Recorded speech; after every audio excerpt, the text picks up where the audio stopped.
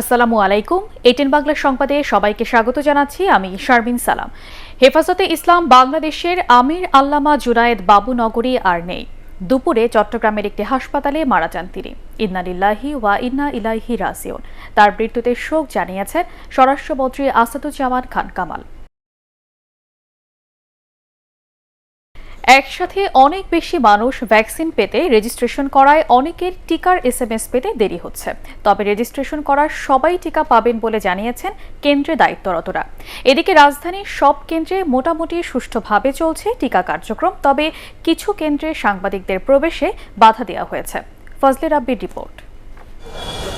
শ্যামলীর 250 bed covid dedicated হাসপাতাল। সকাল থেকে এখানকার টিকা কেন্দ্রে সারিবদ্ধভাবে দাঁড়িয়ে ভ্যাকসিন নিয়েছে মানুষ। এদের অনেকে রেজিস্ট্রেশনের 2 থেকে 3 সপ্তাহ পর পেয়েছেন মুঠোফোনে মেসেজ। অনেকেই মেসেজ না পেয়ে উদ্বিগ্ন। মডার্নারটা পাওয়ার জন্য করছিলাম রেজিস্ট্রেশন, কিন্তু পাইলাম তো সিনোফার। 2 তারিখে দিছিলাম, তারপরে কালকে আসছে, মানে আজকের জন্য। অনেকে কালকে রেজিস্ট্রেশন করে আজকেই চলে আসছে ভ্যাকসিন দিতে। আবার অনেকে আসছে এখানে মানে লাইন মেনটেন করছে না, সোশ্যাল ডিস্টেন্স মেনটেন করছে না। তবে সক্ষমতা অনুযায়ী সবাই পর্যায়ক্রমে মেসেজ এবং টিকা পাবেন বলে জানালেন এই কেন্দ্রের ফোকাল পারসন। আপনার রেজিস্ট্রেশনের সংখ্যাটা অনেক বেশি, তার ফলে সেই সেন্টারগুলোতে সক্ষমতা একটা বিষয় আছে, তারপর স্বাস্থ্যবিধি মেনটেন করা, সবটা কিন্তু বিবেচনা এর মধ্যে এনে তারপরে কিন্তু আমরা মেসেজটা দিচ্ছি, প্রায়োরিটি দিচ্ছি। বেশি বয়স্ক যারা এজের পার্সন, তাদের তো মৃত্যু ঝুঁকিটা বেশি থাকে, ওগুলো দেখেই কিন্তু আমরা সবাইকে কিন্তু মেসেজ করছি। আতঙ্কিত হওয়ার কোনো কারণ নেই, কারণ ভ্যাকসিনটা আনছে কিন্তু সবার জন্য। কিছু কেন্দ্রের বাইরে দেখা গেল জটলা এবং স্বাস্থ্যবিধির অবহেলা। এমন একটি কেন্দ্র বঙ্গবন্ধু শেখ মুজিব মেডিকেল বিশ্ববিদ্যালয় কেন্দ্র। এক ব্যক্তির 3 ডোজ টিকা নেওয়ার অনিয়ম এটিএন বাংলায় ধরা পড়ার পর থেকে এই কেন্দ্রে গণমাধ্যম প্রবেশে করা হয়েছে কড়াকড়ি। ঢুকতে পারবেন এখানে, আমার হলো ভিসি স্যারের হলো পারমিশন নিয়ে আসেন স্যার। ভিসি স্যার পারমিশন দিলে গেলে অবশ্যই আপনি ঢুকবেন। সারা দেশে এ পর্যন্ত করোনা টিকা নিয়েছে 2,21 লাখের বেশি মানুষ।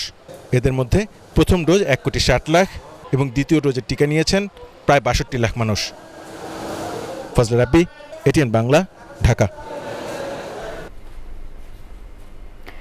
রাজধানীর দক্ষিণ খানের একটি ক্লিনিকে অবৈধভাবে মডার্নার টিকা দেওয়ার অভিযোগে প্রতিষ্ঠানের মালিক বিজয় কৃষ্ণ তালুকদার সহ 3 জনের বিরুদ্ধে বিশেষ ক্ষমতা আইনে মামলা করেছে পুলিশ। তাদের 10 দিনের রিমান্ড চেয়ে আদালতে পাঠানো হয়েছে। এর আগে গতরাতে দক্ষিণ খানের দরিদ্র পরিবার সেবা নামের একটি ক্লিনিকে অভিযান চালায় পুলিশ। এ সময় সেখান থেকে মডার্নার 2টি অ্যাম্পুল পাওয়া যায়। এছাড়া টিকার আরও 22টি খালি বাক্স পাওয়া গেছে। প্রাথমিক জিজ্ঞাসাবাদে জানা যায় বিজয় কৃষ্ণ 1000 টাকার বিনিময়ে প্রতি ডোজ টিকা বিক্রি করতেন।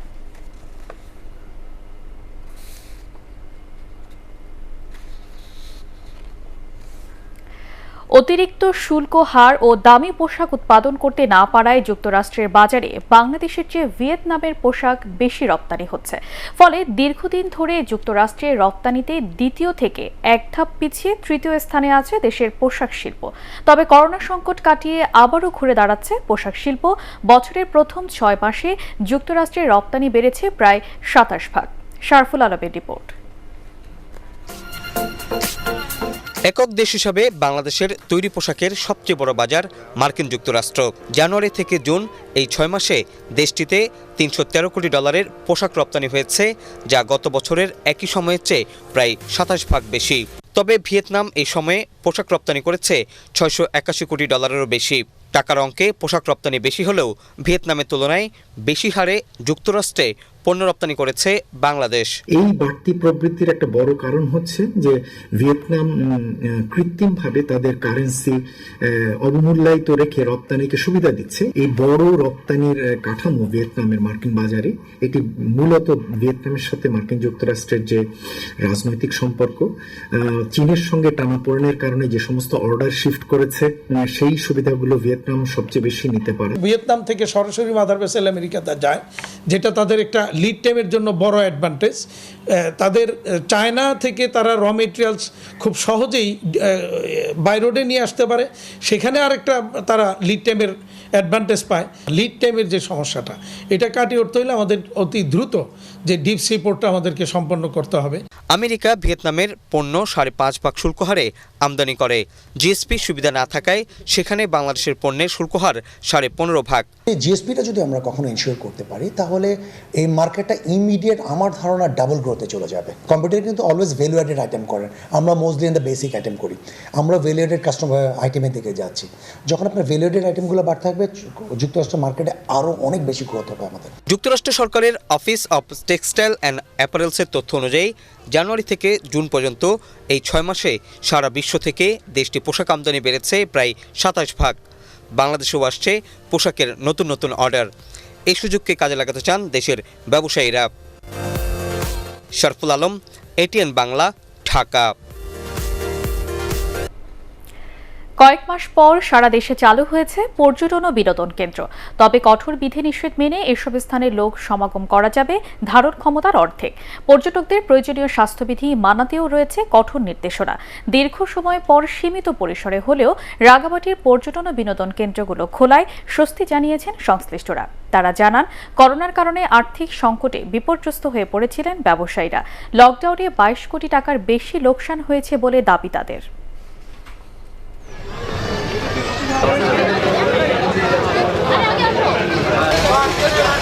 অনেকদিন পরে আসলাম, লকডাউন খোলার পরে খুবই ভালো লাগছে। আজ থেকে এই লকডাউন খুললে হয়তো আমাদের বোটগুলো চলবে, আমরা একটু শান্তিতে চলতে পারবো। আমাদের লকডাউনের কারণে অনেক সমস্যা হয়েছিল। 19 তারিখ থেকে যেহেতু সরকার এটা পর্যটন স্থাপনাগুলি উন্মুক্ত করে দিয়েছে এবং আমরা 50% অতিথিদেরকে অবস্থানের সুযোগ দেব।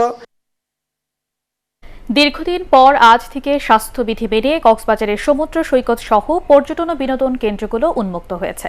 শতভাগ স্বাস্থ্যবিধি মেনে 50% কক্ষ ভাড়া নেওয়া সহ ঝুঁকিমুক্তভাবে পর্যটন খাত সবার জন্য উন্মুক্ত করার সিদ্ধান্ত নেওয়া হয়েছে। এই লক্ষ্যে সব হোটেল, মোটেল ও গেস্ট হাউস সহ বিভিন্ন ব্যবসা প্রতিষ্ঠানে চলছে ধোয়া মোছা সহ নানা প্রস্তুতি। এরই মধ্যে সমুদ্র সৈকতে ভিড় করছেন পর্যটকরা। মাদক মামলায় চিত্রনায়িকা পরিমণিকে আবারও রিমান্ডে নিয়েছে সিআইডি। এর আগে কাশিমপুর কারাগার থেকে পরিমণিকে আদালতে হাজির করে মামলার তদন্তকারী কর্মকর্তা 5 দিনের রিমান্ড আবেদন করেন। অন্যদিকে জামিন আবেদন করেন পরিমণির আইনজীবী। উভয় পক্ষের শুনানি শেষে জামিন নামঞ্জুর করে 1 দিনের রিমান্ড মঞ্জুর করেন আদালত।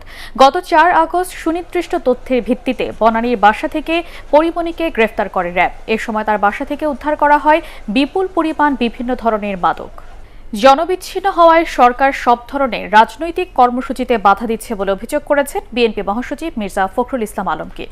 স্বেচ্ছাসেবক দলের প্রতিষ্ঠা বার্ষিকী উপলক্ষে বিএনপির প্রতিষ্ঠাতা জিয়াউর রহমানের সমাধিতে শ্রদ্ধা জানানোর পর তিনি অভিযোগ করেন, পুলিশের বাধা ছাড়াও 25 জনের বেশি নেতাকর্মীকে আটক করা হয়েছে বলেও দাবি করেন তিনি। মির্জা ফখরুলের ভাষায়, বিরোধী পথকে রাজনীতি থেকে দূরে রাখতে সরকার আবারও দমন নিপীড়ন শুরু করেছে।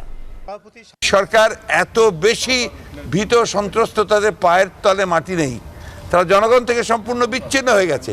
এই জন্য একটা ধর্মীয় একটা প্রতিষ্ঠান বলা যেতে পারে, একটা সাধারণ অনুষ্ঠান যেখানে কোনো সমস্যা নেই, সেখানেও তারা আজকে বাধা দিয়ে শুধু নয়, তারা দমনমূলক একটা নির্যাতনমূলক ব্যবস্থা করছে। মূল উদ্দেশ্যটি হচ্ছে যে বাংলাদেশে তারা একটা একদলীয় শাসন ব্যবস্থা প্রতিষ্ঠা করতে চায়। এখানে অন্য কোনো রাজনৈতিক দল থাকবে না। ইস্পাহারি শেয়ারবাজার সংবাদ।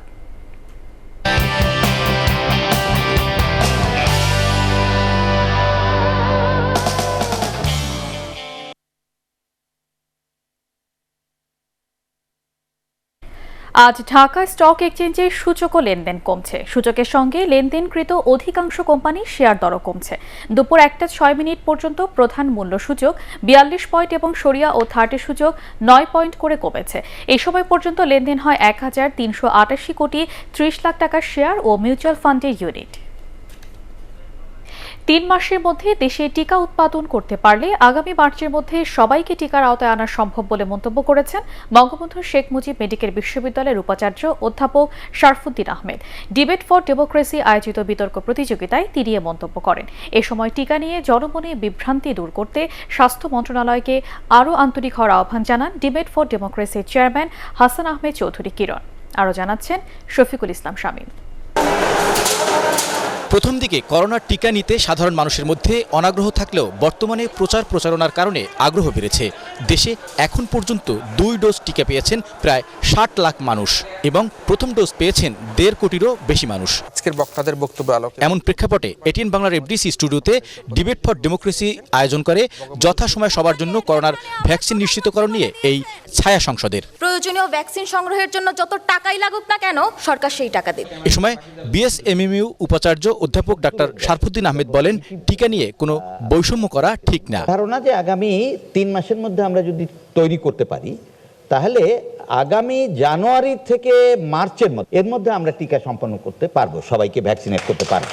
এ সময় ডিবেট ফর ডেমোক্রেসির চেয়ারম্যান হাসান আহমেদ চৌধুরী কিরণ ভ্যাকসিন প্রদানের ক্ষেত্রে সুনির্দিষ্ট রোডম্যাপ ঘোষণা এবং টিকা উৎপাদনের জন্য সিনোফার্ম, ইনসেপ্টা ও সরকারের ত্রিপক্ষীয় চুক্তির বিষয়ে স্পষ্ট ধারণা দেওয়ার পাশাপাশি 10 দফা সুপারিশ তুলে ধরেন। 80% মানুষকে জাতীয় সংসদে আলোচনা হয়েছে যে টিকা প্রদান করা হবে, তাহলে 13.5 কোটি মানুষের জন্য যে 27 কোটি ডোজ টিকা, সেই টিকা কখন আনতে পারবো, কিভাবে আনতে পারবো, কাদের কাছ থেকে আনতে পারবো, সেই বিষয়ে কিন্তু আমাদের মধ্যে এখনো এক ধরনের অনিশ্চয়তার কাজ করে যে আমরা এই টিকা সঠিক সময় এনে টিকা দিতে পারবো কিনা। এবং করোনা ভ্যাকসিন প্রদানে এক এক সময় এক এক কথা না বলে সুনির্দিষ্ট রোড ম্যাপ ঘোষণা করতে হবে যাতে মানুষের মধ্যে টিকা প্রাপ্তি নিয়ে আর কোনো শঙ্কা না থাকে। বিতর্ক প্রতিযোগিতায় প্রাইম এশিয়া ইউনিভার্সিটির বিতর্কিকদের হারিয়ে ঢাকা ইন্টারন্যাশনাল ইউনিভার্সিটির বিতর্কিকরা জয়লাভ করেন।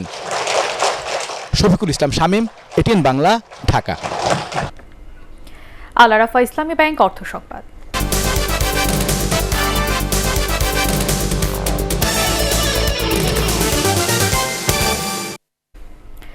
অসময়ে ও স্বল্পমেয়াদী 2টি জাতের তরমুজ চাষে ভালো ফলন হয়েছে ঠাকুরগাঁওয়ের হরিপুর উপজেলার কারিগাঁওয়ে।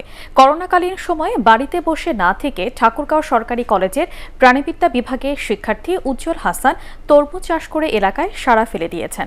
মাত্র 50 দিনের মধ্যে তার জমিতে গোল্ডেন ক্রাউন ও ব্ল্যাক বেবি নামের 2টি জাতের তরমুজের বাম্পার ফলন হয়েছে। তিনি জানান 1.5 বিঘা জমিতে তরমুজ চাষে খরচ হয়েছে 50,000 টাকা, আর উৎপাদিত তরমুজ 1.5 লাখ টাকায় বিক্রি হবে। এবারে পার্টেক্স খেলার খবর।